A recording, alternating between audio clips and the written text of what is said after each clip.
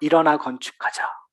표 같고 선전 문구 같은 그 말이 어떻게 보면 우리의 마음을 울리게 하는, 그래서 정말 일어나서 뭔가를 건축해야 되게 하는, 특별히 저희는 이제 한국의 그 경제 부흥의 시대를 살았기 때문에요.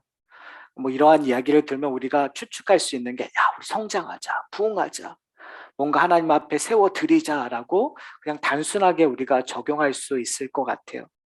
그런데 느헤미야서를 이렇게 보면, 그러니까 성벽을 건축하는 것이 보여지는 상징성이 있음에도 불구하고 그게 다가 아니에요. 오히려 다른 것이 더 중요해요. 이제 느헤미야서 전체를 보면 이 성벽을 재건한 다음에 하나님과 언약을 맺는 것, 하나님 앞에 순종하고 있는 모습들이 중요하지, 사실은 성벽을 건설하는 것은 그렇게 중요했을까라는 생각이 좀 들기는 해요. 이제 저희가 좀 살펴보겠지만 우리가 생각하는 것만큼 뭐 대단한 건축물을 지은 것도 아니고요. 그러니까 어떻게 보면은 인간이 하고 했었던 그런 일들이 어떻게 보면 사소한 것일 수 있다라니까. 우리가 생각했을 때 예루살렘에 무너진 성벽을 건축한다면 뭔가 대단한 거를, 그러니까 분명히 대단한 것을 하기는 했지만 우리가 생각하는 것처럼 우리의 전 재산을 하나님에 바쳐서 교회를 건축해야 되고 선교사를 보내야 되고 막 이러한 거대한 일을 하는 것이 아닐 수 있다. 어떻게 보면 우리의 일상생활 속에서 내가 오늘 하나님 앞에 섬기는 것처럼, 내가 오늘 하나님 앞에서 어떻게 충실하게 살아갈 것인가를 고민하는 것이 어떻게 보면 이스라엘의 성벽을 짓는 것, 그리고 그것이 어떻게 보면 더 중요할 수 있다는 것을 구약적인 언어로 우리에게 이야기하고 있는 책인 것 같아요. 그래서 저는 느헤미야서를 저희가 온전히 이해하기 위해서 중요한 것이 뭐냐면요, 예루살렘에 도착한 지 3일 만에 성벽을 이렇게 홀로, 뭐가 문제인가 이렇게 돌아보고 있거든요. 그러니까 무너진 것, 황폐한 것이 무엇인가를 판단하고 보는 것들을 저희가 볼 수가 있어요. 사랑하는 성도 여러분, 저는 이 느헤미야서를 통해서 저희들에게 분명히 도전되는 말들이 있어요. 근데 그 도전되는 말을 우리가 온전히 이해하기 위해서 우리의 삶 속에 무너져 있는 것이 무엇인가를 발견하셔야 돼요. 제가 지난주에 그런 얘기를 했었어요. 우리가 코로나 시대를 지나가면서 코로나 전과 후에 우리가 알게 모르게 무너져 있는 영역들이 있는 것 같아요. 그러니까 우리의 전 삶 속에서 다양하게 광범위하게 이런 일들이 일어났어요. 그래서 지금 우리에게 무너진 것이 무엇입니까? 그것을 우리가 찾아봐야 됩니다. 계수해 봐야 됩니다라고 하면 어떻게 보면 우리 여러분들이 보여지는 것들에 관심을 당연히 가질 수밖에 없어요. 재정적으로, 물질적으로 얼마나 내가 좀 무너졌는가, 그런 것들을 우리가 볼 수 있어요. 내가 전보다 후에 얼마나 불편하고 있는가를 우리는 당연히 판단할 수밖에 없어요. 그러나 저는 오늘 여러분에게 근본적인 질문을 하고 싶어요. 여러분 한번 잘 생각해 보세요. 느헤미야 시대 때 무너진 성벽을 살아가고 있는 사람들은 이스라엘 사람뿐이었을까요? 우리가 당연히 예루살렘 안에는 이스라엘 사람들만 살겠지라고 생각할 수 있지만 이 당시에 꼭 이스라엘 사람들만 살고 있지 않았었어요. 지금 비방하고 비웃는 사람들은 다른 민족 사람들이에요. 그 주위에 있는 사람들이에요. 아니, 정말 먼 곳에서 이주한 사람들이에요. 그렇다면 어떻게 보면 무너진 성벽을 보고 암담해할 수 있어요. 그들의 고향이기도 하니까, 그들이 지금 살고 있는 곳이니까. 물질적으로 어렵고 힘든 것들, 이 코로나 시대를 지나가는 건 우리 그리스도인들만 겪는 어려움이 아니겠죠. 세상에 있는 모든 사람들이 불편해요. 그것들 이겨나고 있는 과정 속에 있어요. 그래서 제가 느헤미야서를 여러분에게 도전하고 싶은 첫 번째 발자국은 뭐냐면, 우리의 영적인 것에 질문하기를 소원해요. 지금 느헤미야는 다른 민족에게 이야기를 하고 있는 것이 아니라 내 민족에게 이야기를 하고 있는 거예요. 하나님과 언약을 지키고 있는, 하나님과 언약을 맺은 자들에게 도전하고 있는 거예요. 성벽을 무너졌다는 건 단순히 그냥 예루살렘의 성벽이 무너진 것이 아니라 영적인 성벽이 무너지고 있다라는 거예요. 여러분은 어떠십니까? 저는 많은 그리스도인들이 기독교 안에서 코로나 시대를 지나면서 수도 없이 이러한 경고의 이야기들을 했어요. 우리 이렇게 되면 정말 교회가 어려워질 겁니다. 우리 영적인 문제가 있습니다. 이러한 여러 가지 방법과 이런 것들이 정말 이대로 하면 안 됩니다. 라는 것들을 수도 없이 얘기를 했어요. 한번 잘 생각해 보세요. 저를 포함해서 그러한 경각심에서 시작했던 내용들이 변한 게 있나요? 바꾼 것이 있나요? 지난 2년, 3년 동안에 수도 없이 그러한 경고에 대한 화두를 던졌지만 궁극적으로 나오는 결과물은 그렇게 많지 않아요. 저는 그러면서 왜 그럴까라는 생각을 했었어요. 그러니까 결국은 어떠한 보여지는 형태를 바꾸는 건 그렇게 중요하지 않다라는 결과를 저 개인적으로 드렸어요. 그건 뭐냐면 파운데이션, 근본에 대한 이슈를 우리가 태클해야 된다는 거예요.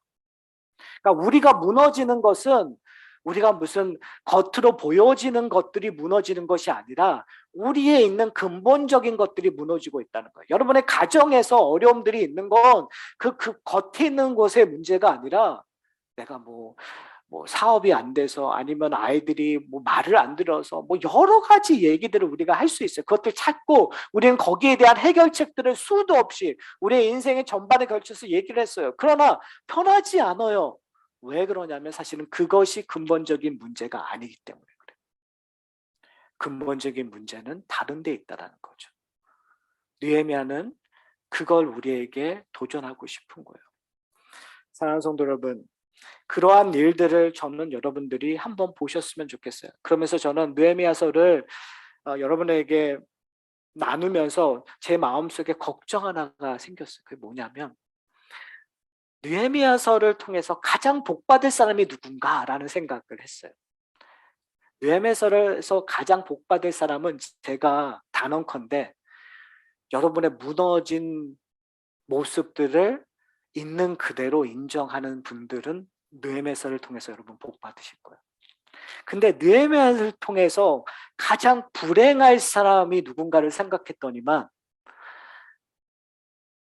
나는 괜찮아. 내가 지금 내 성벽은 정말 공고하고 나는 잘 살고 있어. 하나님이 축복해 주셔서 난 행복해. 라고 하는 사람이 아닐까라는 생각이 들었어요. 무슨 말이냐면요. 우리는 겉에 있는 아까 조금 전에 얘기했던 것처럼 겉에 있는 것으로 판단하고 보여지는 것으로 판단하면 분명히 괜찮을 수 있어요. 그러나 우리가 하나님을 만나는 순간 우리는 우리의 겉의 모습을 보는 것이 아니라 우리의 내면의 모습을 보게 돼요. 내가 회피하고 싶은, 여러분 인간은 망각의 동물이라는 거 아세요?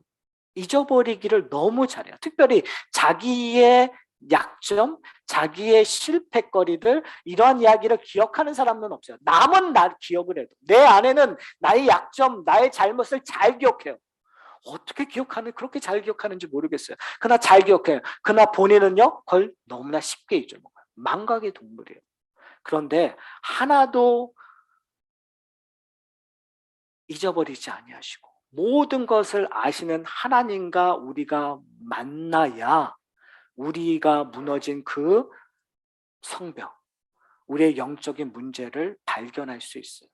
저는 여러분이 그것을 발견하기를 원해요.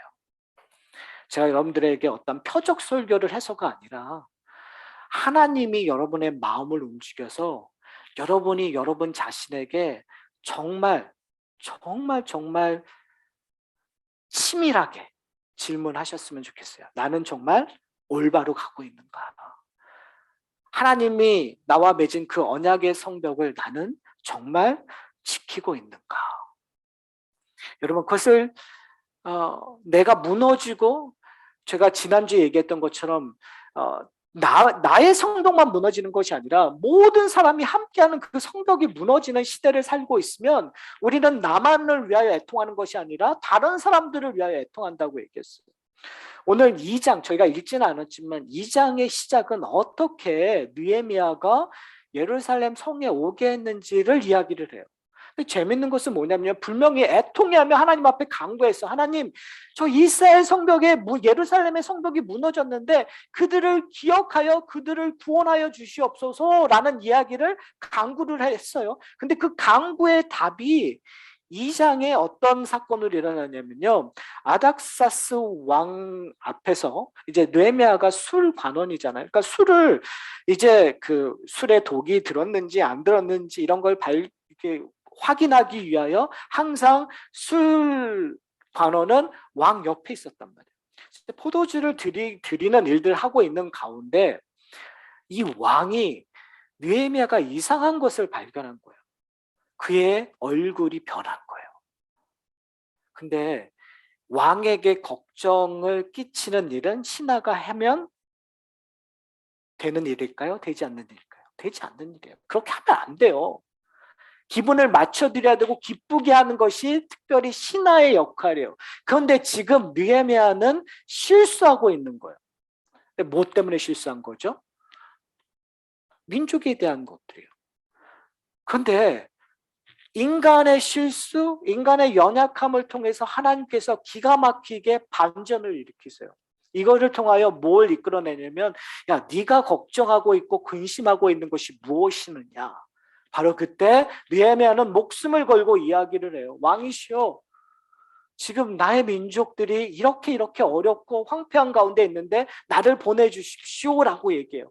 이건 참 절묘한 타임인 것 같아요, 여러분. 정말 왕의 기분만 좀 상했다면 그냥 목숨을 빼앗아 갈 수 있는 상황인데, 역사학자들이 이야기하는데 이 당시에 사실은 이 아닥사스 왕이 약간의 고민거리들이 있었다고 얘기해요. 그것이 뭐냐면 이 당시 팔레스타인 지역에 여러 가지 어려움들이 있었다는 거죠.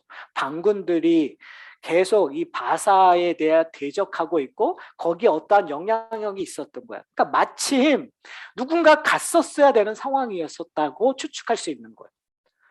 자기의 신복이 자기가 믿을 수 있는 이 사람이 거기를 감으로 말미암아 느헤미야에게는 지금 어떻게 보면 예루살렘 성을 확고하게 하는 것이 있을 수 있는 그러한 일이 되기도 하지만 이 왕에게도 믿지지 않는 일들이기 때문에 오늘 본문에서 그러면 내가 보내겠다고 얘기해요. 그러면서 의도적으로 오늘 본문에서 반복되는 단어들이 있어요. 그것이 뭐냐면 조소예요. 그러니까 왕의 친령이에요. 그러니까 왕의 친령을 주시옵소서, 왕의 친령을 써서 왕의 친령을 보낸다라는 이런 표현들을 통해서 왕의 친령이 되게 중요하거든요. 사실은 이 왕의 친령이 없었으면 예루살렘의 보수하는 이 재건하는 그 성벽을 재건하는 일은 불가능했을 거예요. 그냥 개인으로서 느헤미야가 가서 그런 일들을 하기에 힘들었을 거예요. 느헤미야가 아무리 모세처럼 정말 설교를 하고 자 이제 하나님의 성벽을 건설하자라고 얘기해도 이스라엘 백성들조차 네가 뭔데라고 했을 거예요. 그런데 이게 참 일반적인 은혜죠. 하나님께서는 그 일반적인 은혜를 통해서 하나님의 섭리, 하나님의 계획을 이루어가는 것들을 볼 수 있어요. 조서를 통해서. 어떻게 보면은 사람들이 봤었을 때는 야, 지금 느헤미야가 이 바사라는 그 거대한 파워를 힘입어 이런 일을 하고 있구나라고 얘기하는데 성경은 사실은 그렇게 얘기하고 있잖아요. 그래서 성벽을 건축하는 것이 그렇게 중요한 게 아니에요. 이스라엘 백성들에게 성벽을 건축하는 거 그렇게 중요한 것이 아니라 오히려 다른 것이 중요한 거죠. 이 성벽을 재건하게 하고 이 성벽을 통해서 하나님께서 뭘 하고자 하는 거예요? 다시 언약을 만들어 간다는 거예요. 이것을 우리의 편으로 얘기하면 여러분, 우리의 물질적인 문제, 우리의 건강적인 문제, 우리의 관계의 문제 해결되는 거 이거 어떻게 보면 좋은 거죠.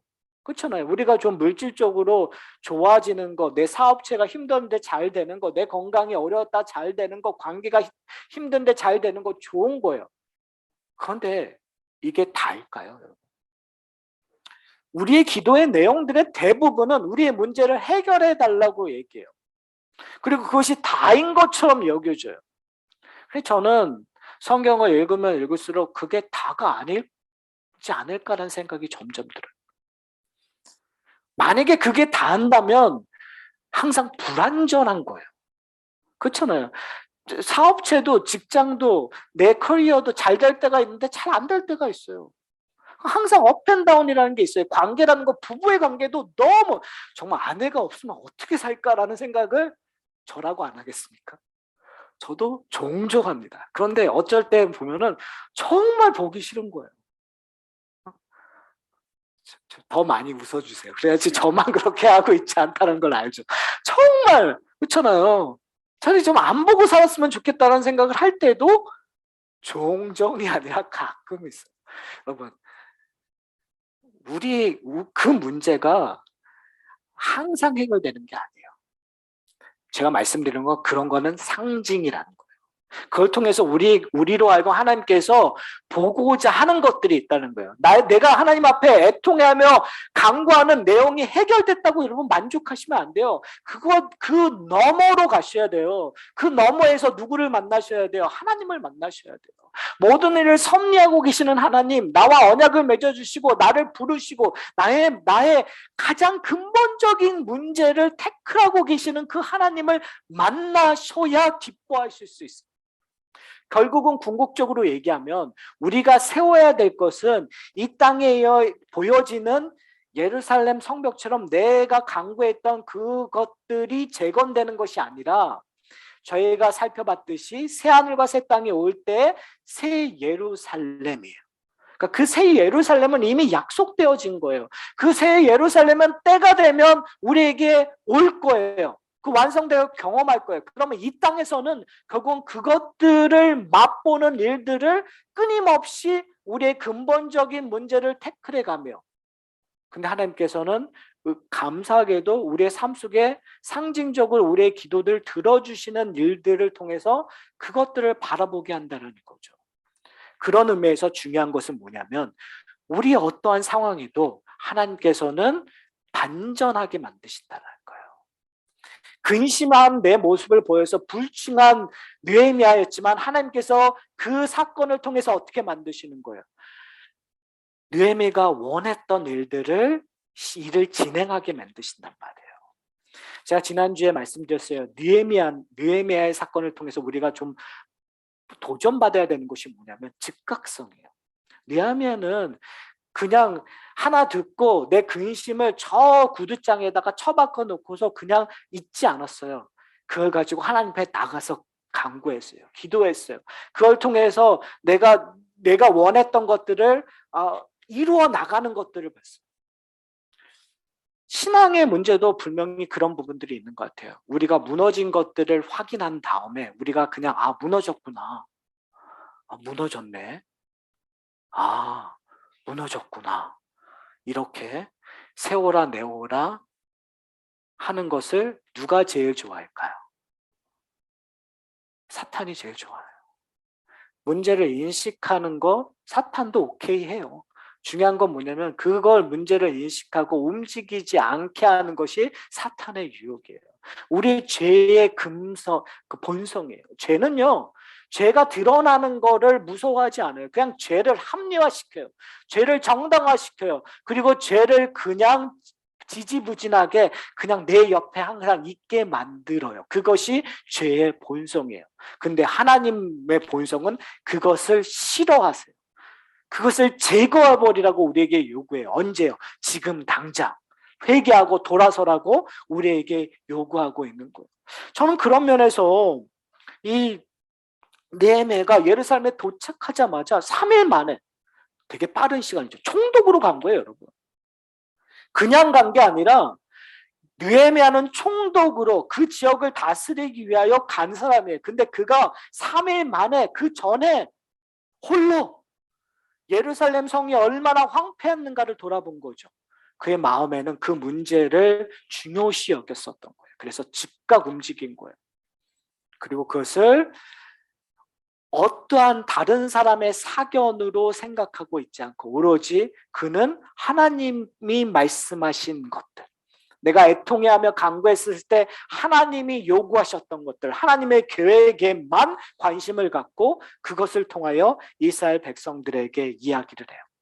참 이스라엘 백성들에 대한 반응을 이해하기 전에 또 다른 반응들이 있었어요. 바로 이웃 사람들의 이야기예요. 그 당시에 살고 있었던 호른 사람, 암몬 사람, 아라비아 사람들의 반응. 그들은 어떠한 반응을 갖고 있었죠? 아, 이 느헤미야가 이스라엘을 흥왕시킬 사람이구나라는 것들을 분명히 감각적으로 알았어요. 그런데 그가 와서 이야기하는 이 얘기를 듣자 그들은 이스라엘 사람들을 업신여겼고 비웃었다고 얘기해요. 그러니까 뭘 얘기하는 거죠? 느헤미야가 바사의 영향권 아래에 있다라는 그러한 것에 대한 두려움을 가졌어요. 그러나 이스라엘 백성, 같이 살고 있는 그 이스라엘 백성들에 대해서는 우습게 여긴 거예요. 그러니까 바사의 힘을 빌려서도 이스라엘 백성들이 할 수 없다고 여겼던 거예요. 근데 이제 느헤미야서를 보면서 그것이 변화되는 거죠. 하나님께서 그렇게 내버려 두지 아니하시고 이스라엘 백성들로. 그래서 저는 오늘 본문이 우리는 너무나 당연할 것 같다는 그것이 당연하지 않게 느껴져요. 그게 뭐냐면요, 이제 느헤미야가 이스라엘 백성들을 모아놓고선 이야기를 해요. 자, 이제 예루살렘을 건축하여 다시 수치를 당하지 말자. 그러면 조금 전에 이방 사람들이 지적했던 것처럼 그대로 그 논리대로 얘기하면 이스라엘 백성들의 반응은 야, 네가 뭔데라고 해야 되지 않나요? 그렇잖아요. 근데 여기서의 반응은 뭐냐면 그들이 말하여 일어나 건축하자요. 저는 이게 제 상식을 뛰어넘는 답변이었어요. 여러분, 이게 왜 뛰어넘는 거냐면 우리의 인생을 살면서 가장 어려운 것이 뭔지 아세요? 첫 번째 하는 건 쉬워요. 첫 번째 다이어트 할 때 오히려 쉬운 거 아세요? 처음 하는 거니까. 첫 번째 내가 뭔가에 도전했을 때 하는 거 쉬울 수 있어요. 그런데 도전을 했다가 안 되고, 도전을 했다가 안 되고, 도전을 했다가 안 되면 그 다음에 하기 쉬울까요? 어려울까요? 진짜 어려워요. 왜요? 내가 해도 안 된다는 거 아니까. 여러분, 지금 제가 지난주에 말씀드렸던 것처럼 느헤미야 시대는 처음 하는 것이 아니라 이미 한번 종교적인 정풍운동, 개혁운동이 있었어요. 에스라를 통해서. 그러니까 지금 그러한 정풍운동이 있음에도 불구하고 아직도 이스라엘 백성들은 다른 민족과 혼합하는, 다른 민족의 사람들과 결혼하고 하나님의 절기를 지키지 않고 다른 정말 그냥 이방인처럼 살고 있는 거예요. 비웃음을 당해도 아무런 문제가 안 되는 삶을 살고 있었던 거예요. 그런 사람들에게 이 얘기를 했었을 때 답변은 우리가 해봤는데 굳이 그걸 또 해야 돼요. 네가 뭔데요? 나 안 할래요. 이런 답이 나와야 되는데 어떻게 그들이 일어나 건축하자라는 말이 나왔냐. 이거 정말 미스터리한 얘기인 것 같아요. 저는. 그렇기 때문에 이것은 느헤미야의 공로도 아니요, 이스라엘 백성의 공로도 아니요, 결국은 이 공로는 누구에게 있는 거예요? 하나님께 있다는 거예요. 저는 이러한 기적이 우리 가운데 풍성히 일어나길 소원합니다. 여러분, 우리도 상당히 실패를 많이 경험했던 사람들이에요. 매 1월이 시작될 때마다 여러분 어떠한 결심을 하세요? 올해는 성경 1독. 그렇죠? 그래서 항상 성경 1년치 그 프린트 해가지고 여러분 체크하셨죠? 아직도 하고 계시는 분 계세요? 우린 그 매년 실패하는 걸 매년 또 시작해요. 대단하죠? 실패할 거 알면서도. 그래서 여러분 창세기 읽은 횟수는 정말 많죠. 근데 그 중간에 있는 느헤미야 끝까지 읽어보신 적 많이 없을 거예요. 그러니까 그런 실패한 사람들에게 우리가 정말 어떠한 문제를 얘기할 때마다 그건 안 해본 게 어디 있겠어요. 우리가 지금 우리의 신앙생활을 통해서 안 해본 거 없어요. 그래서 어려운 것 같아요. 그래서 우리가 간구해야 되는 것은 내가 하는 것이 아니라 하나님께서 해주십시오. 하나님, 저는 느헤미야를 통해서 여러분 기억하셔야 될 것이 뭐냐면 믿음은 하나님이 하시는 일의 반응이라는 것들을 기억하셨으면 좋겠어요. 느헤미야가 이렇게 할 수 있는 것들은 하나님께서 보여주신 거에 대한 반응이에요. 하나님께서 이스라엘을 향한 마음에 주신 거에 대한 반응이었어요. 하나님의 인도하심의 반응이었어요. 마찬가지로 지금 이스라엘 백성들도 우리가 일어나 건축하자라고 얘기했던 건 어떠한 하나님의 그 놀라운 섭리 안에 반응하고 있는 거예요. 그게 뭔지는 몰라도, 더 구체적으로 기록되어 있지는 않아도, 바로 그런 사람들에게 하나님께서는 언약을 맺어주시며 어떻게 해야 되는지를 가르쳐주는 것이 안식일을 지키고 절기를 지키고 초막절을 회복하는 일들이었단 말이에요. 그러니까 우리가 뭘 하는 것을 율법주의 행위적으로 이해해서 그걸 구원받기 위해서 하는 것이 아니라 하나님이 나를 부르시고 반응하게 하셨으니까 우리가 하는 일들은 너무나 당연한 거죠. 무슨 말씀인지 아세요? 사랑하는 성도 여러분, 우리는 어떻게 보면 비웃음을 여겨도 당연한 존재예요. 어떻게 보면 우리는 연약해요. 근데 저는 그것을 아는 것이 복의 시작이라고 생각해요. 우리가 무너진 성벽이 있다는 걸 아는 거, 내 힘이 부족한다는 걸 아는 거. 여러분, 그런 여러분들이 되시기를 소원해요. 그런 이 하산학교의 공동체가 되시기를 소원해요. 만약에 그것들의 첫 발자국 뛰셨다면 이제 저는 한 주간 제가 여러분에게 도전하고 싶은 것이 있어요. 이제 다음 장에 저희가 성벽을 짓는 모습들이 나타나거든요. 근데 재밌는 것이 성벽을 짓는 모습들이 상당히 재밌어요. 그 이야기를 하기 전에 제가 여러분에게 이번 한 주간 여러분에게 도전하고 싶은 것이 있어요. 그것이 뭐냐면 여러분에게 무너진 영역이 무엇인가를 좀 고민하셨으면 좋겠어요. 내 사업체 안에서 내가 어떠한 것이 무너지고 있는가? 내 직장에서 어떤 것이 무너지고 있는가? 직장에서 내가 정말 그리스도인으로 올바른 하나님의 나라를 세워지고 있는가? 그것이 안 된다면 무엇인가? 내 가정에서 지금 무너진 것이 무엇인가? 내 자녀들을 올바른 하나님 앞에 나가게끔 하고 있는가? 내 아내와 남편 간의 관계는 어떠한가? 자식들과의 관계는 어떠한가? 내 가정이 정말 하나님이 보시기에 아름다운 성으로 세워지고 있는가? 여러분 솔직히 질문하셨으면 좋겠어요. 근데 이게 참 힘들어요. 우리의 민낯을 보는 거 쉽지 않아요. 특별히 여러분 우리 다 자식을 키우시는 분들 많잖아요. 자녀들을 봤었을 때 그렇게 쉽지 않을 거예요. 아내와 남편을 봤었을 때 이것이 싸움이 될 수도 있고.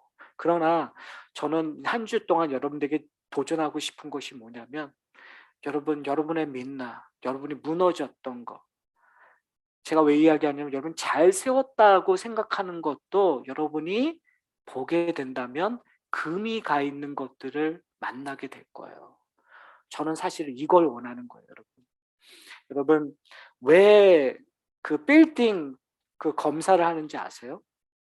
그 빌딩 검사를 하는 가장 중요한 건 그 금간 것들을 찾아내는 거예요. 그래서 큰 일들이 오기 전에 그것들을 보수하기 위한 것들이에요. 우리가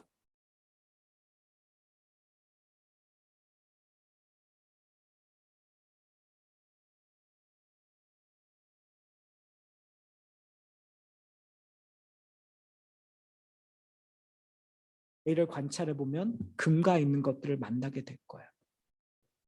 우리가 모든 게 만족했었을 때는 그 아이와 아내와 남편을 위해서 기도를 덜 하게 돼요. 그러나 그 아이가 문제 있었을 때 우리는 본성적으로 본능적으로 무릎을 꿇고 하나님 앞에 애통해야 할 수밖에 없어요. 저는 이 하산학교의 성도 여러분, 교회라는 공동체가 세우기 전에 사실은 가정이라는 것이 먼저거든요. 저는 여러분의 가정이 먼저 세워지기를 소원해요. 여러분의 자녀들이 지금 제대로 되고 있는가? 잘 살아가고 있는가? 어머니로서 아버지로 자녀들을 위하여 얼마나 애통해하며 기도하고 있는가? 자녀로서 부모를 위하여 부모님들을 위하여 얼마나 기도하고 있는가? 여러분 망각의 동물들은 생각 안 하기 때문에 고민하지 않아요. 그런데 저는 느헤미야서를 통해서 저와 여러분에게 도전하고 싶은 건 이제 기억하자. 기억하고 하나님께서 역사하시는 거에 반응하자. 그렇다면 우리의 무너진 것들이 조금 보수되어지는 것들을 우리가 나누게 되면요. 교회 공동체는 조금 더 나아질 거예요. 교회 공동체의 문제점은 그런 나눔이 없어서 그런 것 같아요. 뭘 여기서 으쌰으쌰 뭐 하자가 중요한 것이 아니라 중요한 건 뭐냐면 내 자신의 변화를 나누지 않고 내 가정의 변화를 나누지 않았기 때문에 공동체의 변화를 나눌 수가 없어요. 이게 다음 주 설교의 중요한 포인트예요. 왜 그러냐면 여러분 한번 가서 3장을 읽어보세요. 다 한 사람이 모여서 여기서부터 처음 A서부터 B까지 오늘은 여기 100분의 1번지 하겠습니다. 다 내일은 100분의 2번지, 100분의 3번지를 고치겠습니다. 이런 식으로 하지 않아요. 다 자기 집에 있는 것, 자기 집 앞에 있는 것들을 해요. 교회 공동체는 그리고 이 기독교는 이 교회 전체는 뭔가 행사나 뭔가를 해서 변해지지 않아요. 내가 변해야 되고 우리 가정이 변해야 돼요. 사랑하는 성도 여러분, 제가 어려운 숙제를 드립니다. 아마 하기 싫을 숙제예요. 하고 싶지 않은 숙제일 수 있어요. 그러나 제가 강권하여 부탁드리고 싶은 건 다른 숙제 안 하셔도 되는데 제가 무슨 숙제를 여러분에게 내드린 적이 있다고. 그러나 이 숙제는 우리가 한 번쯤 했으면 좋겠어요. 그래서 뭐 써서 내시라는 거 아니니까 여러분 마음에만 품고 여러분의 생각에만 그것으로 가득 채우시는 한 주가 되시기를 소원합니다. 그러기 위해서 여러분이 하셔야 될 한 가지 전제 조건이 있어요. 내 생각, 내 전제 조건, 내가 지금까지 했었던 것들을 내려놓고 성령의 도우심을 구하셨으면 좋겠어요. 성령께서 나로 하여금 생각나게 해주십시오. 기도하심으로 그 일들을 시작하셨으면 좋겠어요. 자, 우리 함께 기도하려고 합니다. 어쩌면 저는 성벽을 짓는 것보다 성벽의 무너진 것들을 알아내는 것이 더 어렵다고 생각합니다. 이제 여러분 그 어려운 일에 첫 발자국을 뛰셨으면 좋겠어요. 그러기 위해서 우리는 용기가 필요해요. 느헤미야가 왕이 네 근심이 왜 이렇게 근심 있는 얼굴이냐고 했을 때 느헤미야는 용기를 가지고 말했어요. 그것처럼 여러분 용기를 가지고 내 자신과 맞부딪히셨으면 좋겠어요. 용기를 가지고 내 가정을 맞부딪히셨으면 좋겠어요. 여러분 그럴 때 우리 가운데 알고 싶지 않은 것들이 튀어나올 수 있고 정말 말하고 싶지 않은 것들이 튀어나올 수 있어요. 여러분 다른 사람에게 말하라는 얘기가 아니에요. 여러분이 그것들을 껴안고 하나님 앞에 나가셔야 돼요. 그런 한 주일 될 수 있도록 우리에게 용기를 주십시오라고 우리 하나님 앞에 함께 기도하시겠습니다.